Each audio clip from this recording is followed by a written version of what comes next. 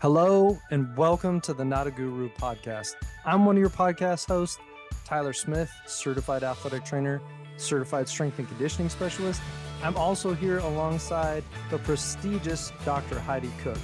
We are here to help you with personal development, personal growth, and really building a foundation that lasts you your whole life. We're so excited you're here today, and let's jump in. Howdy ho. Happy Thursday evening. I got it right this time. It is not Wednesday. It is actually Thursday. Happy Thursday evening. Happy Thursday. How are we doing?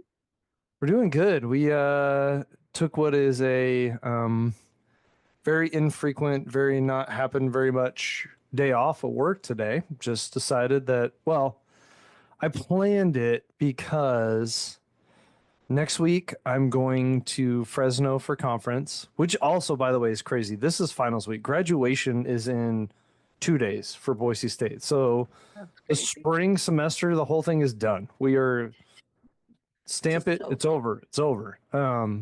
My son only has 2 weeks left of school and summer's here. So still kind of coming to grasp with how all this happened so fast. But I'm always, conference always finds its way on my wife's birthday or Mother's Day or both, which is always totally awesome. This year it's just on my wife's birthday, so I scheduled out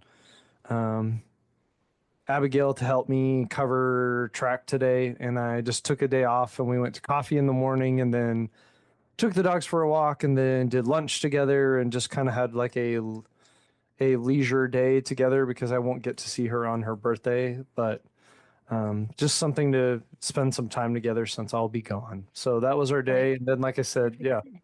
yeah, it was really nice. And then Where do you guys go to get coffee? there's this new place in like down by our house that it's called Common Ground. Oh, It's like it's in like a kind of, I don't want to say older, but kind of like where the bench is, before yeah. you drop down. It's down over there, and these people just bought or have like this little, it's kind of like tucked away and it's kind of in an older part of a neighborhood that you wouldn't think it'd be there, and like it's always busy. So we went there once, super busy, and we went back, just sat outside. It's a beautiful day today. It's like 75 and sunny, and Love it. yeah. So we did all that, went and grabbed some lunch at the village down in Meridian, and then just kind of watched Bebop. some that. Yeah, had a good day. I love that. My favorite place to get coffee in Boise is Dawson Taylor. Oh yeah, yeah. I have my friend who lives there sends me their beans for our espresso machine because I love it so much. I haven't been there in a long time. Their beans are quite possibly my all-time favorite coffee. Really. I've had a lot of coffee. And I am kind of a connoisseur in coffee. No, I'll have to try it next time. I do drink usually just go out to coffee with my son on Sundays, but um I don't know if they're open on Sundays. I'll have to check. What does Quentin get when you go to coffee together? Hot chocolate with peppermint Mm, all year round? all year round. I only do the peppermint stuff around the holidays. And one time he was like, I'm bored. And I was like, I'll just get you a peppermint mocha, like a little, just to let him try it. Yeah, he Yeah. took 2 sips and he's like, this is not good. I'm not drinking this. I can't remember like how I got into coffee. Like I'm like really trying to think back, like what was my coffee evolution? Because I know for a fact there was a time in my life where I thought coffee was disgusting. So how did I flip the switch from coffee is disgusting to I need coffee in my veins every day? I mean, Like I know how did that happen? I could tell you how mine happened. It's called grad school. Well, yeah, but like, why didn't I like drink energy drinks? Like why like how did I acquire the taste for coffee and like really and like now obviously like I really enjoy it. But like I can remember like my wine evolution. Do you want to hear my wine evolution? Sure, because I have no wine evolution. Take it and run with it. So So I used to hate the taste of wine, and now I'm a big time wino. And not in I want to preface that with not in the fact that I drink it like super like frequently throughout the week, but like She's backpedaling everyone right now. if I am having a like weekend beverage, wine is my drink of choice. If we're like out and about, that is my drink of choice. If we are uh like I live for a winery, I live for a wine tasting, like that is what I would pick all day every day. Now, I used to hate it. Then I lived with a roommate who loved, quote, loved red wine. And by loved red wine, we were in college and she would get the giant bottle of red wine with the kangaroo on the front, which I is don't know. like bottom shelf red wine. I don't even like if I had a drink of that today, I don't even think I could do it. Finish a drink. Yeah. Has a little kangaroo on the front. And here's the kicker. She would buy the giant bottle and she would leave it on top of the fridge and she would drink out of it for like weeks. And like wine turns, you know what I mean? Like Yeah. I don't know if like crummy wine lasts longer. Got so many preservatives. It's I'm fine. wondering, maybe that was it. But like, if I don't finish a bottle of wine like over the course of a weekend, like it's getting poured out. You know what I mean? Like it's not it, it like 2 nights is like my max because then it just starts tasting like vinegar, right? And so I think back to that and I'm like, did she really like red wine or did she just like getting drunk and telling people that she liked red wine? It Because sounds a little bit like the latter, but yeah, I hated it. But then she forced me to a wine tasting with her one day and we went and I really didn't enjoy it, but that was the first time I had a glass of wine that I enjoyed. Like that I was like, this actually tastes good. And it was a white wine. Cool. So then I started, we went to another wine tasting, similar scenario, similar situation. Found a wine that I actually enjoyed. I was like, oh, this is great. Started drinking like this, I think it was like $4 at Albertsons in Boise. And in my athletic training days, I would keep this bottle. It was called Sequin. Uh, sequin. and it was a slightly effervescent sweet white wine. Okay, okay. And I would keep it in the fridge and I would drink that.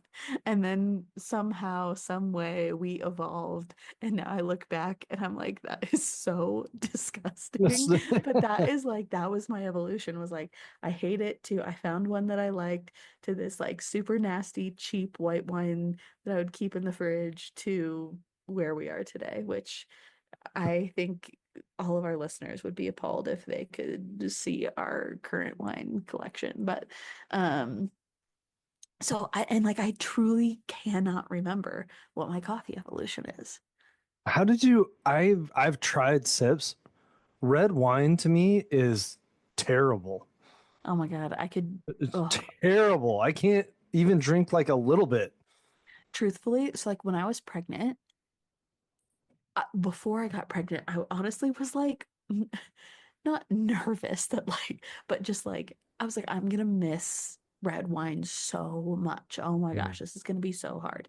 I was like so nauseous during the first trimester that like even thinking about alcohol like wasn't even like on the table. It didn't even like cross my mind. Then the second trimester, I was like through the holidays and stuff, and like it was fine and like I didn't I more missed the like social component to it, which like it was still fine and I just drank other things. But by my final trimester, I was like, I want the fattest glass of red wine so bad. Like I started missing it so much. It is I don't know. I It's can't describe dry. it I other than can't I do wish it. It's dry. that's what I like. I want No, it I to can't suck do it. all the moisture off my tongue when I take a No. sip on it. Ugh, no. Ugh. It's so good. Love Well, it. you like it. I'm happy for you. Yeah. Anyways, but yeah, my coffee evolution's a mystery. I I'm sure it had to do, like, I vaguely remember getting a coffee drink at a Dutch Bros in high school. And I was like, oh, this isn't that bad. But like, I very vividly remember, like, my sister was in college, I was in high school, and my sister would like force me to like try her coffee, and I never liked it. I didn't do any coffee in high school at all. But I feel like I got like a Dutch Bros drink of some kind. And I was like, oh, this isn't that bad. But then, like, how did I bridge the gap to college? Like, in college, I had like my own little like Keurig. Yeah. Do you know what I was sadly what like I don't think Dutch Bros existed when I was in high school. Pretty sure it didn't. Probably not. That just makes me feel old. I'm gonna find out. I really want to find out. When go ahead. When did Dutch Bros? Exists. Dutch.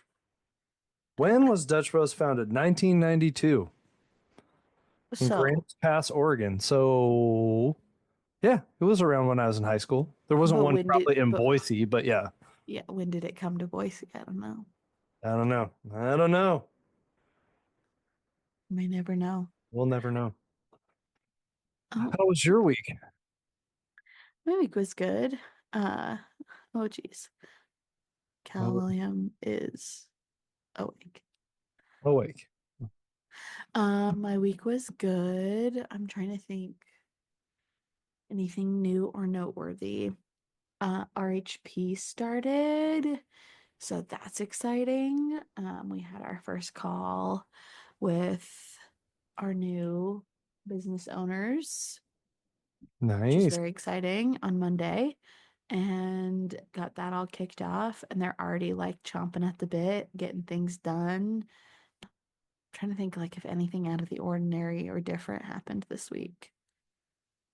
I don't think so. Oh, we went to the Children's Museum yesterday. How was that?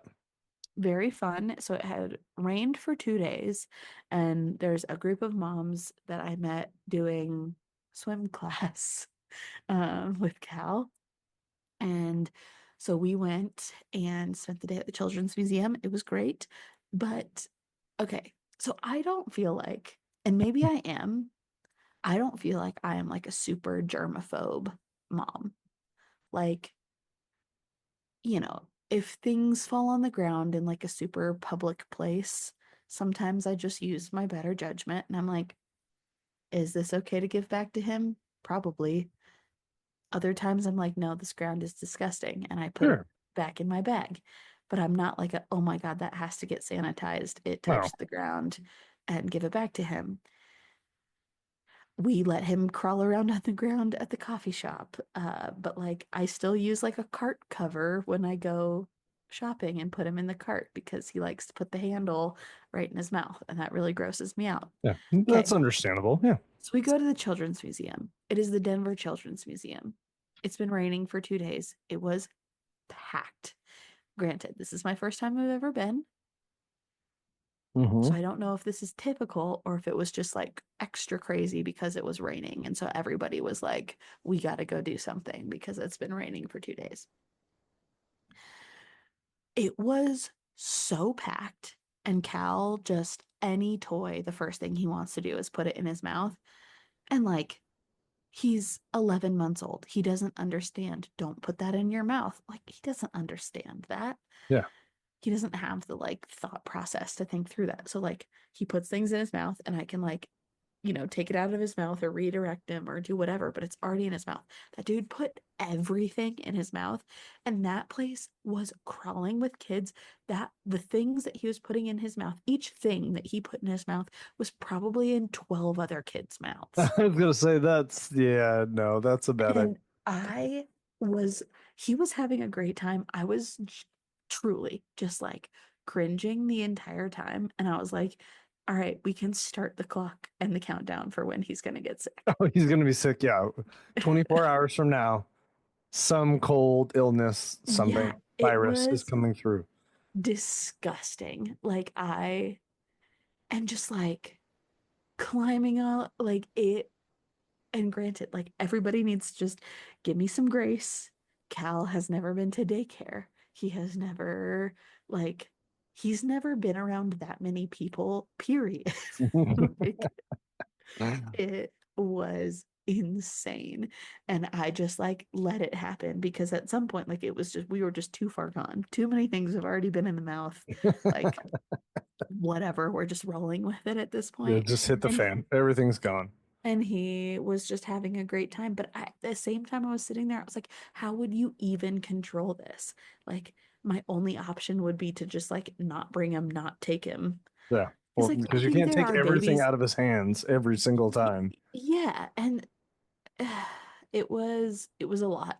It It was a was lot. it was a great deal.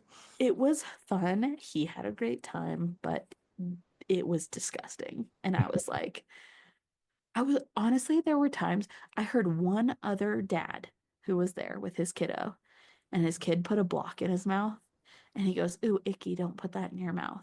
That is the only comment I heard out of 50 kids' parents in this place. And I was looking around and I was literally like asking myself, like, am I being a psycho Germaphobe. mom? Yeah. Yeah. I was like, are other people just like cool with this? Granted, a lot of the kids were older, like two-ish, years old. And so like they're not shoving everything in their mouths. Yeah. It's just the phase that Cal is in. And so I was just like, maybe we just don't go to places like that until he's not Till shoving everything in his mouth. till till when I say no, he can look at me and be like, "Okay, gotcha." Or just like not teething. I don't know. Not teasing. It Yeah, was, one of those two would work. but we had a great time. So, anyways, that was our week. Yeah, not a ton to report on the home front, but very exciting things happening for our RHP members. So, Nice. That's exciting to hear. yes. Um, well, Tyler came up with a great topic today. I have no way to easily ease us into it. Uh, so take it away. So go.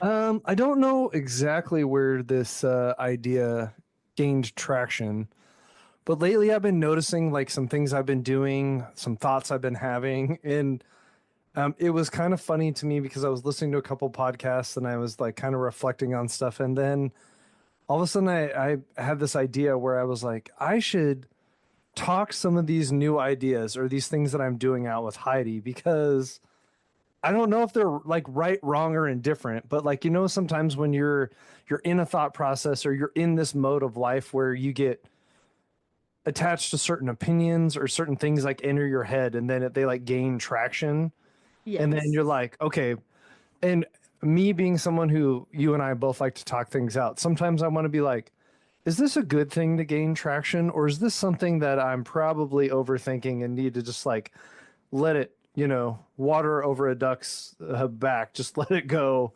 Yep. Or is Yep. this something that actually has meaning and understanding? And if I can justify it, should I keep doing it? So it's going to be somewhat interesting, fairly light, but it also, I think, gives you a little bit like a fun in look into like the inner thoughts of both myself and Heidi and some of the things that just come across our plate and just every day, whether it's, nutrition, fitness, health, and leadership, all those different things that we do, like the thoughts that we have, and maybe you can relate to some of them. Maybe you've had some of them, and maybe it'll just get your thoughts moving. Like, what do I have in this category? What are things that like, is this bad if I think this or do this? And you know what? I think that sometimes the not not that I'm sitting here thinking that people perceive that we have it all figured out because I really doubt that I put out that vibe. I, I really don't think that's a problem that I have, that my audience thinks I have it all You're just figured so out. perfect. That I'm Yes. just uh, no. Uh, wow, couldn't even get through that sentence. Um, no, but not even that I have it all figured out, but just like I think sometimes there is the perception that like things come easily or more easily, or of course she can do that because X or Y. And it's like, yeah, we're also like humans going through it too, Right. and like we have these like inner dialogues too, and we have to work through them for ourselves. You know what I mean? So it's like, I think sometimes there's the perception that like we just do things or we just, whatever. And it's like, well, no, like we are working through things mentally to like get ourselves to that point too, in a similar way. And I think maybe sometimes that's the perception. God forbid, not that we have it figured out. Oh There's no, no far way from that it. that's the perception. Yeah. But you know what I mean? So anyways, you kick it off Okay. with a thought you've been having. Thought I've been happy. So this is an interesting one because I think I've teetered back and forth and I'm landing on the spot. But the thought I have is like, is it bad that so we started off like as a health and fitness podcast. So there's tons of my social media stuff that is health and fitness, and I like do some stuff with the men's health club, and like try to help and do all this. And I've landed on this thought process lately, and I've just been getting rid of people as fast as I can. And here's the premise on it. If you are a health and or fitness person and one of your keystone, like don't judge me on this, one of your keystone pieces of advice is like to take alcohol and throw it away, no alcohol ever in your diet, Mm-hmm. I'm done with listening to most of what you're saying right there.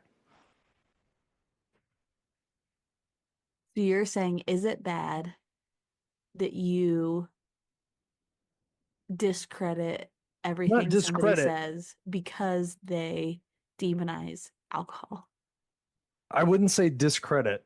What Oh, I've learned is that approach is not something that in my core I think is helpful to me or to most, like I don't think it meets people in a realistic way, at least in my life. Like how many, okay, maybe I live drastically different lives than everyone, but sure, almost everything that I go to has some sort of alcoholic beverage involved in it, right? sure.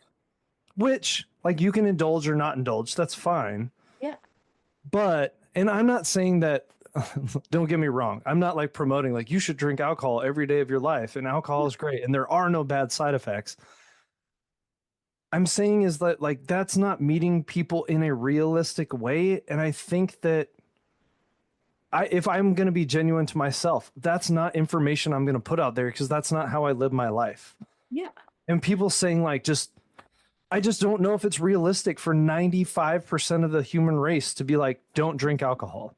yeah. Like, is I think, here's what I think. I think okay. if the person that you're listening to is saying that they cut out alcohol, and here's why, but they're not saying in order, if they're saying in order to be healthy or live a healthy life or anything blah blah blah, you have to cut out alcohol, then I Yeah. would be equally as frustrated. But if they're just saying like, I cut out alcohol and here's why, I don't think that that is necessarily a bad thing. And if you're upset about that, then I would look at yourself and ask yourself, why is Okay. them cutting out alcohol bothering you so much? And it's not if people, because like I have friends that were alcoholics that don't drink anymore, and like Yeah. I would never push anyone in those situations. The other, well, two things I'll put on there. The other thing that really, okay, this is an old term. What chaps my ass is when you say that, well, alcohol's not good for you. You shouldn't do it. It's not healthy. Sure. And then they're like, but smoking weed is completely fine because Mm. there's no calories in it. I Yeah. was like, yeah, you can't do that. Like, that's not, no. Yeah. Yeah, I get I get frustrated with that narrative. It's like, oh, this is natural, this is not. Like there's such a huge argument. Now, here's what I will say. And I want to raise my right hand and confess to all of you listening, I drink alcohol. Surprise. No, Surprise. That was like, the wine was a good lead into that yeah, earlier. yeah, exactly, exactly. My whole wine connoisseur lead in. Um, but so I do choose to drink. I have definitely cut back in the amount Oh, sure. and Yeah. frequency as I've gotten older. Oh, yeah. I would say that, yeah, it almost naturally just happens. Yeah, that naturally happens. And yeah, so that also being said, though, like I have noticed, so even in my infrequent drinking, if I do drink, like I just, even if it's just like a couple glasses of wine or a glass of wine, like on a weeknight or something, like I just don't feel very good the next day. Like I just, not that I'm like hungover, but I just don't feel my best. Like I don't feel like I'm as mentally clear and like I am sluggish in the gym and all of these things. So I kind of made a loose rule for myself that I don't drink during the week. I'm pretty close to that myself, Yeah, actually. a a event or a thing Sure. here or there, like Exactly. whatever. Yeah. Now, but that being said, like I can't sit here and say that choosing to drink alcohol is not poisoning my body because it absolutely is. Like that's what it is and what it does. But like that's a choice that I make. And I think in infrequent exposures to it, your body has time to recover and replenish and uh like regenerate. And again, like we're talking about in moderation. So when you allow your body to have that like regenerative time, it doesn't have the same impact versus if we're drinking every day or if we're drinking multiple days in a row. My argument with that is I don't know many people who are weed smokers that are smoke weed like, once a week. I feel like the problem with that for me is I honestly believe, and people are going to tell, like, you can make the argument that it's like natural and stuff. And I'm not saying it's not. I think for most of those people, what it really comes down to is calories. And Oh, weed like doesn't, the yeah, influencer people talking yeah, about it? Yeah. because weed doesn't have calories and you could smoke it. So you're like, I can still get that whatever inhibition feeling, but I don't want to intake the calories that is with alcohol. That's, I get there a lot. Maybe I'm wrong. But the other thing, then this is going to be a weird reference that you may or may not get to, and I don't know why it's been so strong for me, is like this whole argument. Did you ever possibly see the movie Demolition Man? With No. okay, so it's like this old movie about like this cop and this criminal, but society like is divided into like and it does this a lot in movies. Like the super wealthy does everything right, and then the other side that Mhm. like smokes and drinks, and like in this movie, like you're not even allowed to have sex because it's like it's all this mental thing because there's diseases and like it kind of purifies everything. Okay. And like I'm starting to relate to like the people that are like the bad influence people where it's like we've all got imperfections and as long as you can keep them in check, like that's kind of what I don't know, like the beauty of life is like we all have things that we're not going to do that are quote unquote perfect. And Mhm. sometimes I want to feel like, could you just let me have this? Could you not drill me on this? I'm doing everything else possibly I can. Just let me have this. Stop harping on this to me. Yeah. Yeah, I don't know. I feel like as I've gotten older, I've gotten looser on some things, harder on others, and like this is one where again, I think it comes from like what is their what is their goal in talking about it and like how are they actually talking about it? Because if they are just like, I'm smoking weed instead of drinking because it has no calories, I literally will just be like, that's stupid and just move on with my life. Like because I And don't that's agree with it. But they could look at what I'm doing and I don't smoke weed and and they could look at that and be like, well, why not? Like yeah. why don't you do that? Like, and they could get defensive about what they're choosing to do, versus what I'm doing, just as like, the roles could be reversed if I got like super critical. And so they might look at what I'm doing and like choosing to drink wine versus smoke weed, and they might be like, oh, that's so stupid. Why would you do that? And like, but like the world keeps turning. I don't know. I Sure. just I understand. Yeah. but it but I think it's when it's presented the other way. So like again, when somebody has a platform, and I think this is also another piece to it, and I think it's a piece that's not necessarily like discussed in this space very much, is like even if you are an quote unquote influencer and you maybe aren't even telling people to do something, and you are just doing it, and you have a platform and you're doing it in front of, thousands and thousands of people, like you do have to check yourself a little bit, even when it's like, well, this is what I'm doing and you can decide if you want to do it or not. To an extent, like you're still utilizing your platform to like showcase that in Sure. hopes that you're getting people on board with that mentality or mindset. Like that's why you're sharing your opinion. That's why you're sharing your knowledge. Like you're hoping to like connect with people who will, either are on board or are learning from you, right? And so even if they're not necessarily being like you should do X, I think it can be challenging when people are utilizing their platform to like showcase this way as like, again, like putting it almost on like an influencer, quote unquote, like type pedestal of like, well, this person who's an influencer, which again, like I I want to just say too, like I think influencers sometimes are like put on a pedestal. I really hate utilizing the term influencer for me. It still feels icky to me. I've tried to unick it. Like, yes, I like that I have built a platform where I can influence people to hopefully live better lives 100%. However, like I have met people in real life on multiple occasions in the last like 3 months. I ran into somebody who recognized me from Instagram. And she was like, oh my gosh, blah, blah, blah. And we got to talking. She's like, oh my gosh, I'm so starstruck. And I was like, I'm literally like just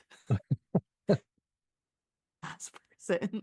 Like, uh, and I uh have, been hanging out with this group of moms, and I don't typically lead with the fact that this is what I do for work. I like people to get to know me for me. Yeah. And one of the gals finally was like, oh, are you on Instagram? And I was like, shit, here it comes. And I was like, yeah. And And before I even said anything, she texted me back and she was like, holy shit, are you an influencer? And I was like, here we go. Okay. And so I was like, yes, this is what I do for work, blah, blah, blah. And I'm not like embarrassed about it, but I don't like it when it is people's like first impression. perception of Yeah. me or first impression. Because even we were sitting there and she was like, yeah, but like, she's like, but you're so normal. Like, and somebody else was like, it is such a good reminder because she told everybody we were sitting at lunch with. And again, I was like, ugh, okay, here we go. And I'm not like mad or any type of way about her saying that. Like it was totally fine. But it was just like, again, I don't love to lead with it because I'd rather just lead with who I am. Like nobody else sitting at that table is like, I'm so and so, I do this for work. You know what I mean? Like, and Yeah. there's something about it that just it gets put on this weird pedestal and you're immediately just like judged differently. And one of the other girls was like, yeah, I think that's like a good reminder that like influencers are just like normal people. And I was like, yes, like I just want to scream that from the mountaintops. Like it's all literally every influencer, every video that you're watching from somebody out there who is like making a reel is literally had to take the time to set up their camera like an awkward human being to Yeah. film themselves doing something and put press post and on the internet, and that's what we do. And like it, so when advice or lifestyle or the way you're like presenting yourself gets put on a pedestal, I often just want to remind people that this is a normal ass person. Sure. Yeah. I mean, And then the other thing is you do a better job than most of not trying to warp or perceive who you are from who I know you truly are. Like, and some people do, and then that's a whole different can of worms. But yeah, you expect them to be like this different, almost like performer person. Like you do this every Right. day. You're like a not movie star-ish, but in that facet where you have this second gear where you can turn on like this, like Yeah. acting, like hey, like Yeah. moving around, like Well, sometimes there were times where like I almost felt this pressure, like when I would meet people who like knew who I was, like, or only knew me through Instagram and like would meet me in person. It was almost like they were expecting, like they were just like waiting for me to like dance around or say do something really cartwheels to be like funny. hey, and you're Yeah, and like it's like I don't fucking tap dance my way through life. You know what I mean? Like oh. I am a normal person. I do think I'm pretty funny, but I am hilarious, but uh yeah. So anyways, that was a very long-winded way of saying like that person who's irking the shit out of you is just a normal person, but at the same time, I think as a normal person with a platform, like I think sometimes we need to be a little bit more mindful about how we're presenting things to our platform. well, and it kind of went along with another one that we do. It's just I don't think promoting extremes really is helping anyone, and that's where No. I get like stop. Like it's like promoting the six pack ab as healthy. Like okay, no, most people don't have that. Let's not say like so like the goal should be moderation and more health and picking up on those things you talked about. It should not be just like, well, you should cut that all out because it's bad for you. You're like, yep, we do a Yep. lot of dumb, bad shit that is bad for us all the time. But like that's just part of being human. So like let's not, throw the baby out with the bathwater here. So Yeah. that being said, what is one that you feel you've been doing lately? Oh, I here we go. already know what your answer is going to be, but I feel like it's the most honest and speaking about being a human who does dumb bad shit all the time. I feel like in an effort for authenticity and vulnerability, I did something and I did something multiple times and I'm not proud of it. And I hadn't done it in literal years. Okay. There's a lot of buildup coming up here. I know. I'm really disappointed in myself. I don't know whether I'm going to be excited or disappointed. It's kind of You're going to be disappointed. oh, okay. All right. Dang it. Um, I weighed myself. Oh, that's okay. I do that. I we talk about it all the time with our clients. I have stressed such a strong vendetta against it. True. And here I am. Okay, but yes, and I do like from someone who's okay. Here's the question. Here we go. Mhm. Ready? Drum roll. Yeah. Why did we do it? Curiosity. Okay, that's not bad. That's not bad. I like Yeah. it. Curiosity. Um, so here's the thing. When I got so I hadn't weighed myself in a very long time. And then I got pregnant. I told myself I was not going to look at the scale throughout my pregnancy. I feel like I had gotten to a place where I'd feel like really neutral about it, even if I saw it. Like, Sure. I don't really think it would bother me that much. However, I I didn't even know what like my pre-pregnancy weight was Sure. because I saw one number or my doctor told me one number. She didn't know that I was like not wanting to see, and she just said it in an appointment one time. And I remember thinking like, oh, and that was it. Like I was very neutral about it, but it was just something that I was like, I don't feel like this is something I need to know. And if it's something of concern, the doctor will talk to me about it. You know what I mean? Sure. And so I just didn't think it was going to be helpful. So I just I didn't make a big deal about it. I just never really looked when I stepped on the scale at each appointment. And then obviously I had Cal, and I will say, and I'm not trying to say this in like a go me, I'm not promoting bounce back culture. I'm not anything like that. I dropped weight so fast after having Cal. Like almost like scary fast. And Okay. I look back and I know it was because like I wasn't eating enough. And my body was just like in overdrive. But I even like look back on pictures of like those early months and I'm just like, holy shit, like it does not like there was I had multiple people comment on like, how did you have a baby like 3 weeks ago? And I was like, I don't know. My OB even commented on it. And like Okay. not in she wasn't like worried about me and she wasn't like praising me. She was just like, whoa, where did it all go? And I was like, I don't know. Um, so then kind of like my body kind of recalibrated a little bit like once it figured out like my milk supply and all of that and like um I was able to like eat dairy again, all of this stuff.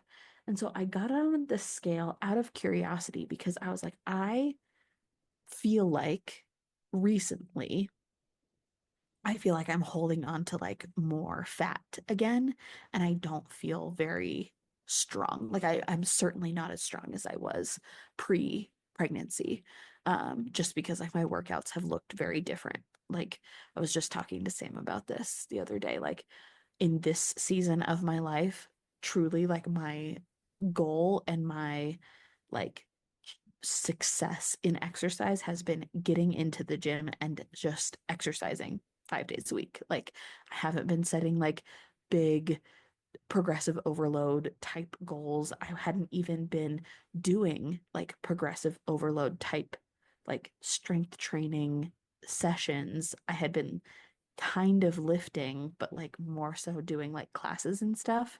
I had not been doing like traditional strength training for months until Okay. very recently, just because like I didn't feel like I had the capacity to do that. I was just trying to rebuild this kind of foundation that I didn't have anymore.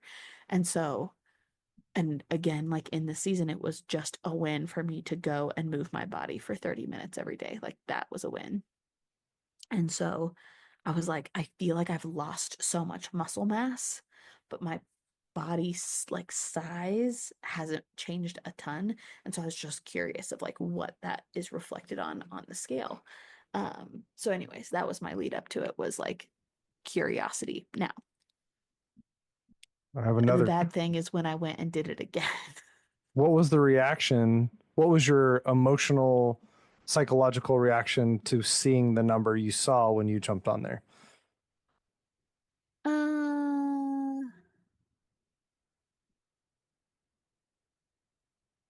I'm trying to think. It wasn't like overly negative. It certainly wasn't positive. I wasn't like, oh, but like I think I've really conditioned any like positive reaction out of my brain when it comes to the scale because that's not really what I'm like looking for.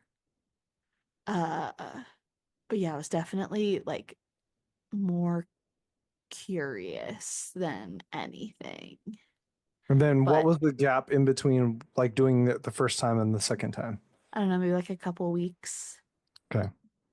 And was it Yeah, looking 3 weeks. for change or was it habit or was it curiosity or what led to the second time? I think it was just like almost, it was like I did it once. And so my brain was like, let's do it again and see if it's changed. Let's do it again. Let's do it again. And I could just like see myself all of a sudden being like, we're back in it. Like, Okay.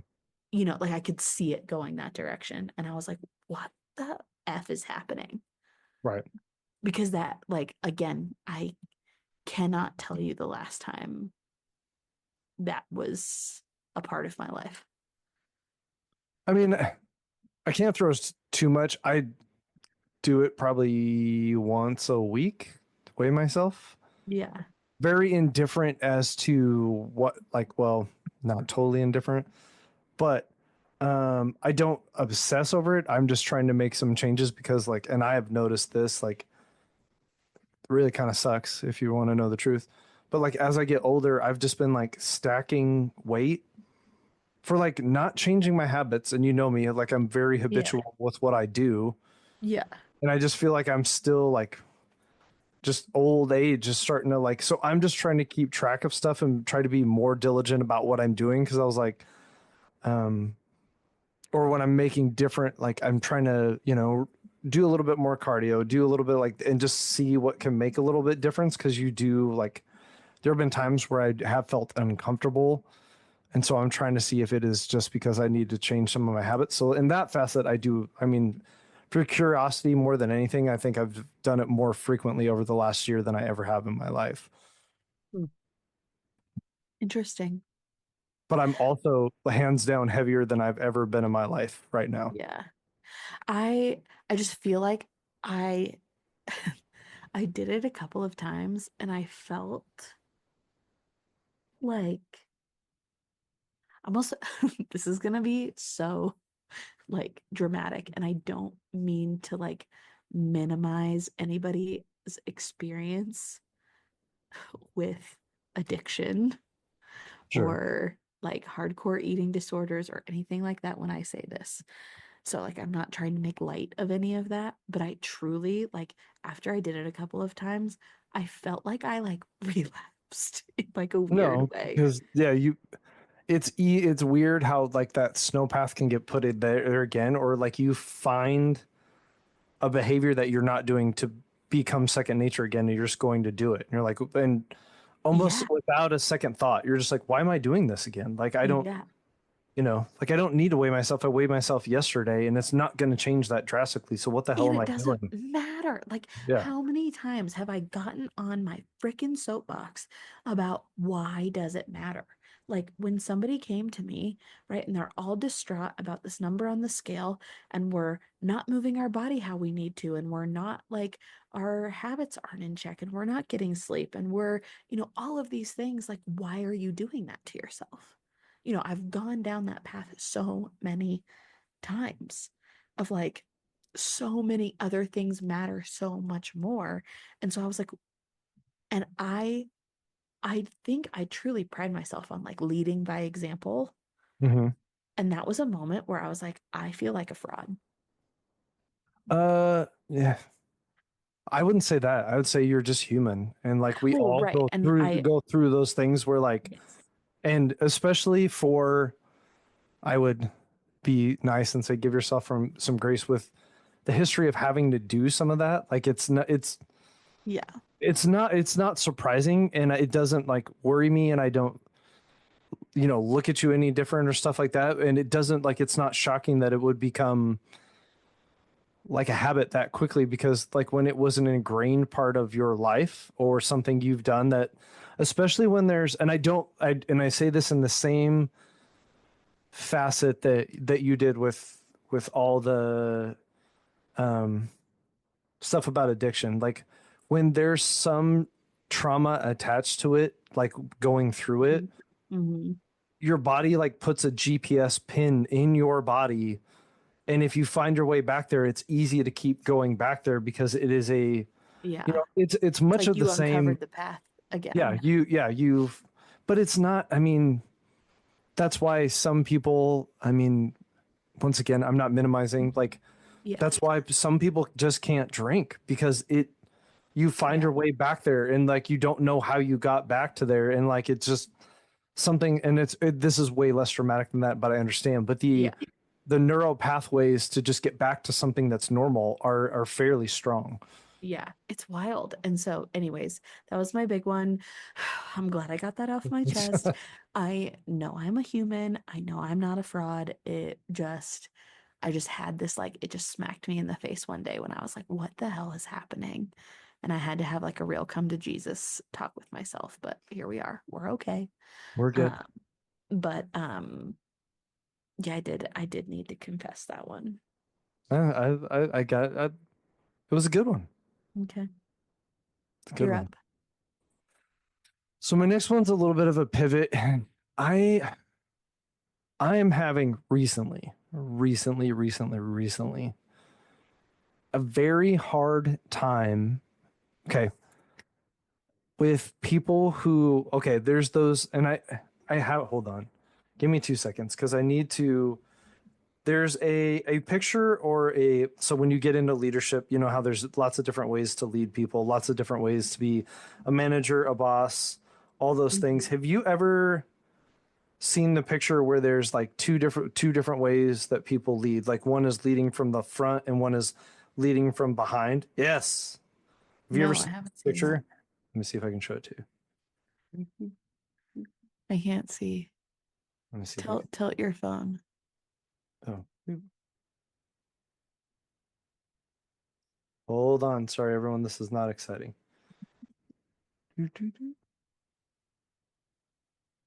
Yes. Okay. So one says a boss versus a leader, and essentially it is people towing like a brick or a stone, and it's like a, like what you would see in the Greek walls and stuff. There's And like a one of them, rope attached to it, and people yeah, are and it's pulling a it rope to try attached and to it, pull and it. one of them is like leading from behind or a boss where he's on the stone yelling at the people down there, telling them what to do, and that's one form of leadership. And the other one is a leader where like he is in front of all the people he's supposed to be leading, saying, if we're going to move this stone, I'm moving it with you. Like I am going to take up one of the ropes and I'm moving it in there.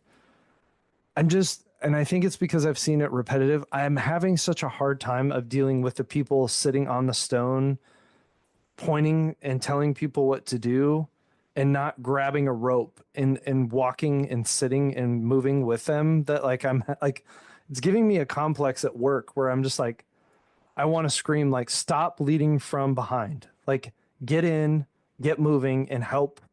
Like just get your feet met, like, your boots dirty. Like it's just one of those things where I don't know what's been going on lately. Like I feel like it's disingenuous to just point people in directions, tell them what to do, and then not assist in most situations when you can.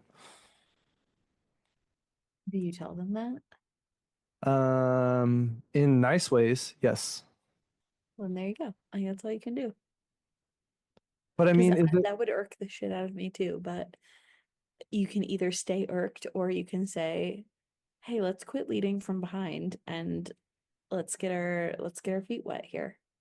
well, and what it does is like there have been times where people are like they have a good idea, and they'll tell me about it. I'll be like, "That's great. Let's bring it to these people," and they're like, "No."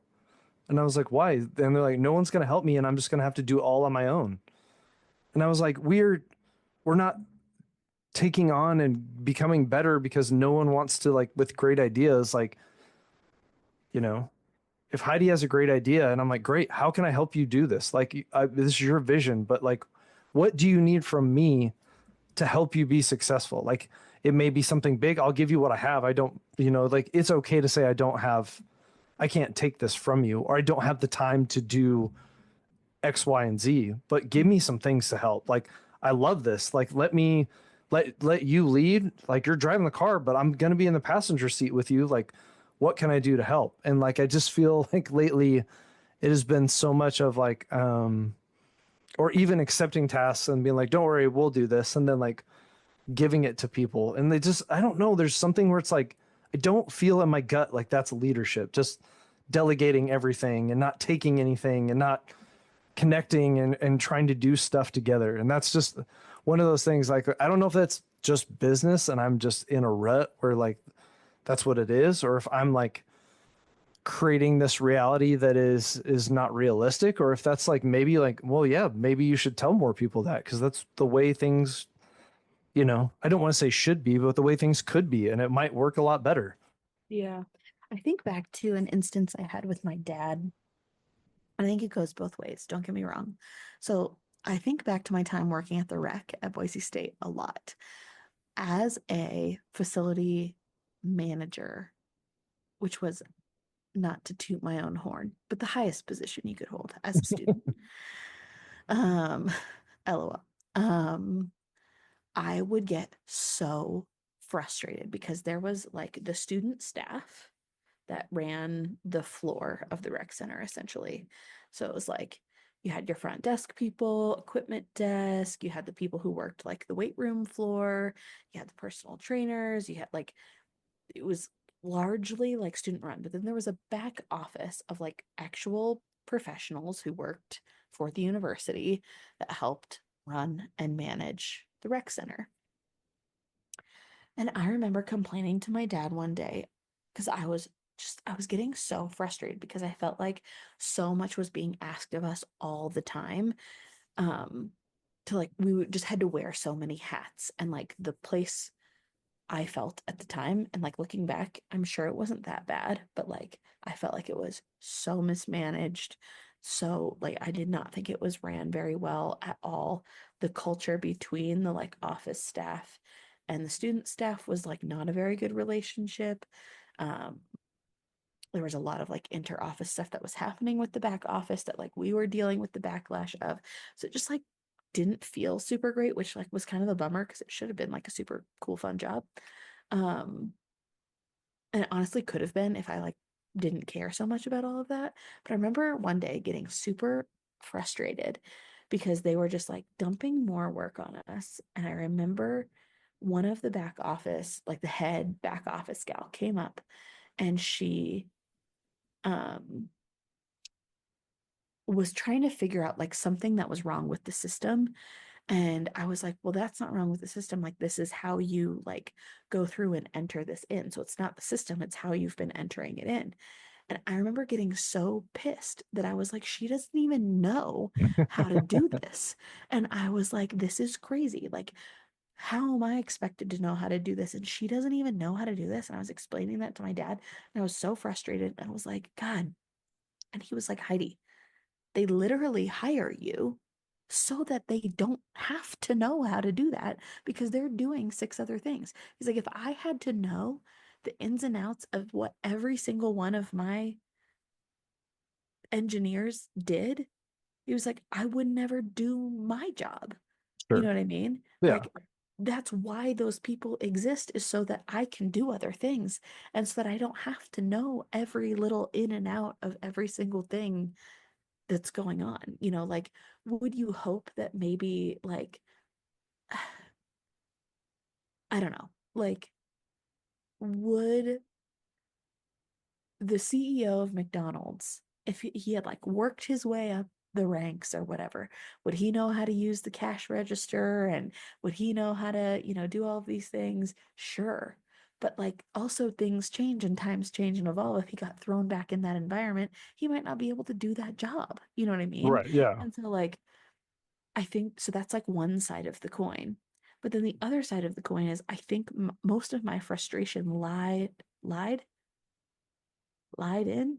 Lied in. Most of my frustration was held in the fact that they did not want to, they asked for a lot of help from us, but they were unwilling to help when we needed it or we needed support, like when we were Sure. Yeah. asking for And that's, support I get a and lot were of that overworked. too. And so it was like that dynamic was like when you need the support, like we always step up and help. When we need the support, it's always like, well, you're beneath us. So we don't need to give the support. And I think that's where the frustration like was rooted in. But I will always remember that conversation because in my head I was so frustrated. I was like, how does a lowly student know how to do this? And you don't even know how to do this. But he was literally like, that's why you exist. So she doesn't have to know how to do that. So she can do the 10 other things on her list. And that was like, I don't know why my brain didn't like see that or work like that. I was like, duh. Like, mm, like I need to do this job so that she can do her job. And so Yeah. like I think there is some of that that has to happen. And if all she's concerned about is helping me all the time, she can't do her job and she Right. can't do what she needs to do. But like you said, like if all she's doing is leading from the front and doing everybody's job, then she's not able to do her job. Right. But if she's unwilling to support and step in Yeah. when needed, then you're going to have, conflict and poor relationships Well, and and all it's that like that. stuff. Yeah, it's exactly what you're saying. It's not that you should yeah, not that you should do it all the time, but definitely when it needs, if that boss is like, if you're way behind and there's some project or something's got to get moved or cleaned and you just don't have the manpower, I expect those people to be like, you know what, I got a bunch of stuff to do, but like, hey, my students they're struggling and I'm going to go help them with whatever time I got today Yeah. because that it shows camaraderie, it shows true leadership and not just being that, or like someone calls in sick, something comes up, you're like, yeah, I'll swing out there and do whatever you need to do in between what I got. Like I got you guys, Mhm. don't worry about it. And it's Mhm. the like you said, the unwillingness to be like, well, it's almost like I'm too busy for that. And you're like, okay, well, if your employees are asking for help and you're a manager, part of me is like, you should be there to remove obstacles and help your staff be successful. And if that requires a little bit more work for you or something you maneuvering outside of what you're supposed to be doing, Mhm. you should always be more than willing to do that to create that camaraderie, but also to show like that's what you're about. That's what Mhm. everyone's about is to step into. And like I said, one of the things I've read is like you should really be trying to remove obstacles and allow your staff to be as successful as possible. And that might require you to get dirty and do some of those things. But like, I don't know. Sometimes to me, that's the funnest part where I'm like, okay, I don't have to deal with this. I'm just going to go clean stuff. Great. No Yeah. athletes can find me. Give me Mindless. yeah, like mindless. Like, yes, let's do that. Yeah, yeah, totally. I think that reminds me a lot of like there's this movement in like motherhood because there's a lot of people out there talking about, and I 100% agree, like times have changed and like in motherhood it can be a lot more isolating than it used to be. We get like harder to like find your village, you know? Yeah. Like, and I can relate to that. Like we don't have any local family. You know, the closest family we have is, over an hour and a half away, and uh, everybody is just so into like what they're doing in their life and like, almost not, I don't want to say like everybody's in survival mode, but like everybody's just trying to do what they need to do to get through their day and, whatever that is.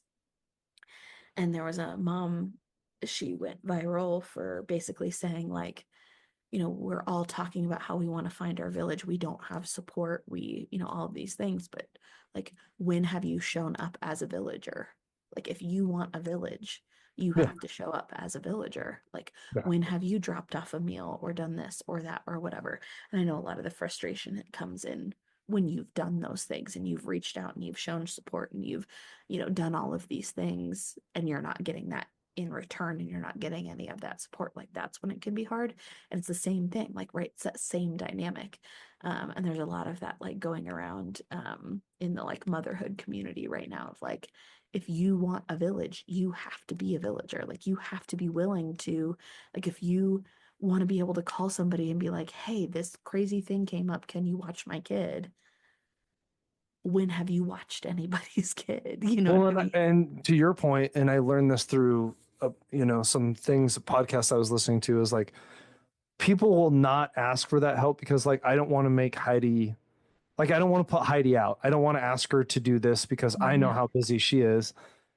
And in those cases, like, and I'm really coming to understand this more in like the last year, like, you're actually robbing someone of an opportunity to like provide them meaning and like to be Mhm. a villager. Like, I would love to do that, but no one ever asked me. So, like, if Yeah. you asked me, I would, like, instead of thinking like, oh, I'm just burdening them, like, no, man, if you need to borrow something, come borrow it. Like, I would love to be someone who extends and is like that person. But I think like you said, be a villager, but also don't be afraid to ask. And I think, because I know, like, we say that a lot. Well, I don't want to inconvenience someone. I don't want to bother this person. And you're like, well, maybe you're actually depriving them of an opportunity to help and provide meaning and be like you know, Mhm. get joy in their life. Well, like people really like to help other people if you give them a chance. Yeah. Yeah. I agree. Hundy P. NDP. That was a good one. I liked it. Good one. Did we solve your sticking point? Sure. I mean, for now, I have lots of sticking points, so we can do this again. I can always find a sticking point. So, No, I think this was good. I think again, like we're humans who are working through things. We're humans that get irked. And I like talking through them. Yeah. Well, I think it also just it's fun. It's a little lighter, but it also brings up like this generic, wonderful conversations of back and forth that we don't have a lot these days. And like Mhm. learning the other side, but also being able to speak you know what I mean? Like it would be easy for me to put that on a short little clip online and then not give the rationale behind like why this bothers me or what I see in it versus what maybe their intent is or what they're trying to get out. And then all of a sudden, like you'll come to this beautiful understanding of like, well, I wasn't getting your interpretation of it. And most like in your interpretation wasn't what other people thought it was. And then you get this whole like clarification of just the whole situation, which is really nice to do. Yeah. Agreed. Hopefully this was a fun episode for everybody to tune into. And maybe got your wheels turning. Have you seen that? This reminded me of have you seen that that trend on Instagram of like we listen and we don't judge? Yeah. Like the That's what couples this that'll say something like, I got to say something and you can't get mad. yeah, we listen and we don't judge. Maybe that will be the title of this episode because that's what it reminded me of. Got it. There we go. Beautiful. Okay. Thanks for tuning in, everybody, and we'll see you next week.